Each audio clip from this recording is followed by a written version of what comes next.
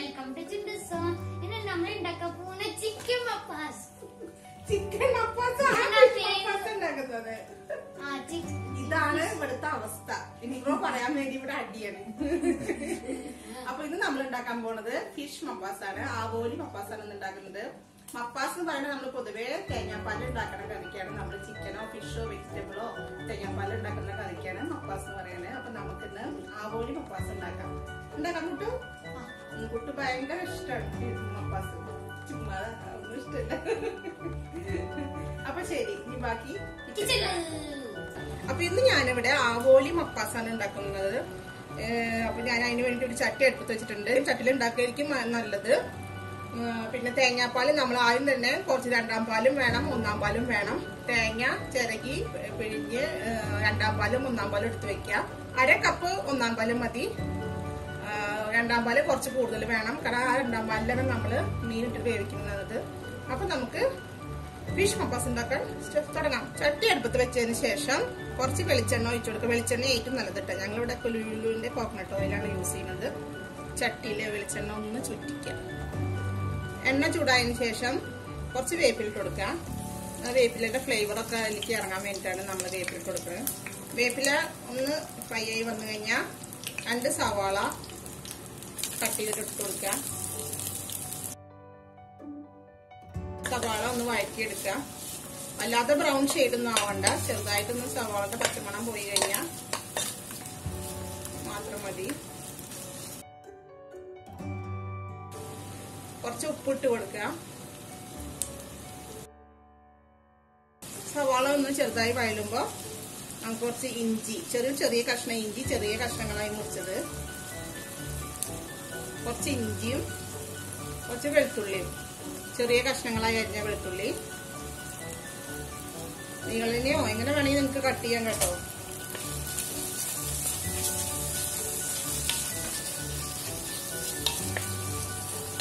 കുറച്ച് പച്ചമുളക് നന്നായി വഴറ്റുക. നന്നായി വഴറ്റി ഇതിന്റെ പച്ചമുളകൊക്കെ ഒന്ന് പോകണം. ഇഞ്ചി, വെളുത്തുള്ളി, പച്ചമുളക് എല്ലാം വഴണ്ടി വരണം. അതുവരെ ഇങ്ങനെ ഇളക്കി വഴറ്റിയെടുക്കുക. നല്ലൊരു മണമൊക്കെ വരുന്നുണ്ട്. ഇഞ്ചി വെളുത്തുള്ളിയും ഇതൊക്കെ വഴറ്റുന്ന നല്ലൊരു മണം വരുന്നുണ്ട്.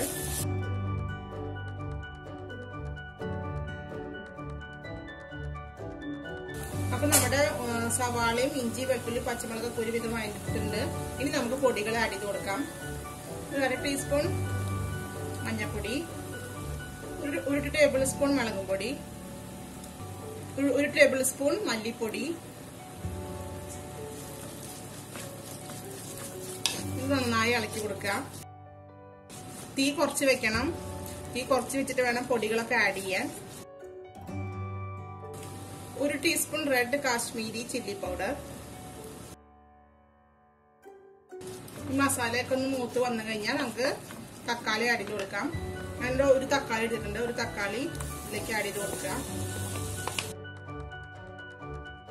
തക്കാളി വല്ലാതെ ഉടഞ്ഞു പോണമെന്നില്ല. ഒന്ന് മിക്സ് ആക്കി കൊടുത്തിട്ട് 2 മിനിറ്റ് നേരം ഇങ്ങനെ വെക്കുക. പൊടികളും തക്കാളിയിലും ഒക്കെ മിക്സ് ആയിട്ടുണ്ട്. ഇനി നമുക്ക് രണ്ടാം പാല് ആഡ് ചെയ്ത് കൊടുക്കാം. ഞാനിവിടെ മാഗി കോക്കനട്ട് മിൽക്ക് പൗഡറാണ് യൂസ് ചെയ്യുന്നത്. നിങ്ങൾക്ക് തേങ്ങ ഉണ്ടെങ്കിൽ തേങ്ങ ചിരകിയിട്ട് പാലെടുക്കുകയാണ് ഏറ്റവും നല്ലത്. 4 table spoon coconut milk powder 1 cup വെള്ളത്തിൽ കലക്കിയതാണ് ഞാനിപ്പോ ഇവിടെ ചേർക്കുന്നത്. നമുക്ക് മീൻ എത്ര ഉണ്ടോ മീനിന്റെ ക്വാണ്ടിറ്റി അനുസരിച്ചിട്ട് പാല് ചേർക്കാം. കുറച്ച് പാൽ ഒഴിച്ചു കൊടുക്കുക. രണ്ടാം പാല്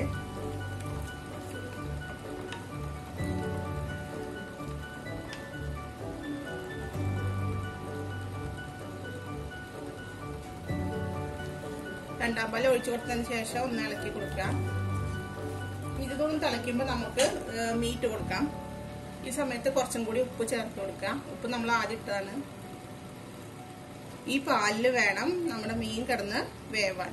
അപ്പൊ ആ ഫ്ലേവറൊക്കെ അതിലേക്ക് ഇറങ്ങി മീനില് പിടിച്ച് വരണം. ഒന്ന് മൂടി വെച്ച് കൊടുക്കാം. അപ്പൊ വേഗം തിളയ്ക്കും. മൂടി ഒന്ന് തുറന്നു നോക്കാം. അപ്പൊ നമ്മൾ ഒഴിച്ച് രണ്ടാം പാല് ഇവിടെ തിളച്ചിട്ടുണ്ട്. തിളച്ചു കഴിഞ്ഞാൽ മീറ്റ് കൊടുക്കാം. ഞാനിവിടെ ആവോലിയാണ് എടുത്തിട്ടുള്ളത്. 1/4 കിലോ ഉണ്ടാവും ഇത്. ഇത് ഇട്ട് കൊടുക്കാം.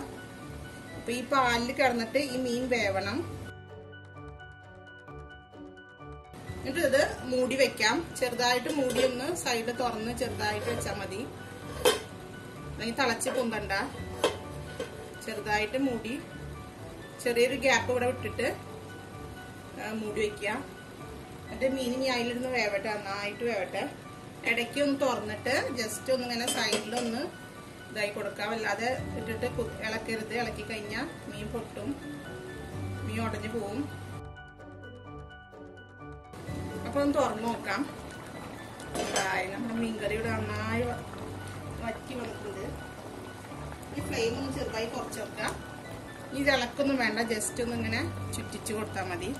മീൻകറി നന്നായി വറ്റിയിട്ടുണ്ട്.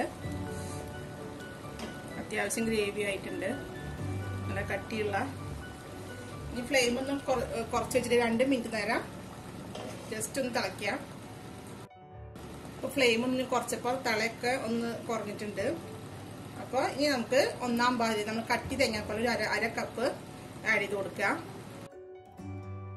കുറച്ച് ഗരം മസാല, ഒരു 1/4 ടീസ്പൂൺ ഗരം മസാല ഇതിൻ്റെ മുകളിലായി ഒന്ന് വിതറി കൊടുക്കുക. അതേപോലെ തന്നെ ഒരു 1/4 ടീസ്പൂൺ കുരുമുളക് പൊടി ഒന്ന് വിതറി കൊടുക്കുക. ഇനി തീ ഓഫാക്കാവുന്നതാണ്. തിളയ്ക്കണ്ട. ഈ കട്ടിയുള്ള തേങ്ങാപ്പാൽ ഒഴിച്ചു കഴിഞ്ഞാൽ അധികം തിളയ്ക്കണ്ട. ചെറിയൊരു തിള വന്നാൽ മതി. തീ ഓഫാക്കുക. എൻ്റെ ഞാനിവിടെ കുറച്ച് വറുത്ത ഉള്ളി, സവാള വറുത്താണിത്, കുറച്ച് ഉള്ളി വറുത്ത് വെച്ചിട്ടുണ്ട്. അതിന് ഇതിൻ്റെ മുകളിൽ ഇത് ഓപ്ഷനിലാണ്, നിങ്ങൾക്ക് വേണ്ടെങ്കിൽ വേണ്ട, ആവശ്യമുണ്ടെങ്കിൽ ഇത് ചേർക്കാവുന്നതാണ്, ഇല്ലെങ്കിൽ വേണ്ട. പിന്നെ കുറച്ച് വേപ്പില. അപ്പൊ നമ്മുടെ ഫിഷ് മപ്പാസ് ഇവിടെ റെഡി ആയിരിക്കുകയാണ്. ആവോലി മപ്പാസാണ് ഞാനിവിടെ ഉണ്ടാക്കിയത്. നല്ലൊരു കറിയാണിത്. നമുക്ക് ചോറിനും ചപ്പാത്തിക്കും എല്ലാത്തിനും കൂടെ പറ്റും ഒരു കറിയാണ്. അപ്പൊ നമ്മുടെ അടിപൊളി ആവോലി മപ്പാസ് ഇവിടെ റെഡി ആയിട്ടുണ്ട്. നിങ്ങൾ എല്ലാവരും ഇത് ഉണ്ടാക്കി നോക്കണം. അത്ര ബുദ്ധിമുട്ടിൽ ഇത് ഉണ്ടാക്കാൻ വളരെ എളുപ്പത്തിൽ തന്നെ ഉണ്ടാക്കാവുന്നതാണ്. അപ്പൊ നമുക്ക് യമ്മി കറി കൂടി ചോറ് കഴിക്കാൻ ഞങ്ങൾക്ക് സമയമായിട്ടില്ല. അപ്പൊ അതുകൊണ്ട് നിങ്ങൾ എല്ലാവരും ഇത് ഉണ്ടാക്കി നോക്കണം. അപ്പൊ നിങ്ങൾക്ക് ഇഷ്ടപ്പെട്ടാൽ ലൈക്ക് ചെയ്യണം, ഷെയർ ചെയ്യണം, സബ്സ്ക്രൈബ് ചെയ്യണം. അപ്പൊ ഇനി അടുത്ത വ്ലോഗിൽ കാണാം. അതുവരെ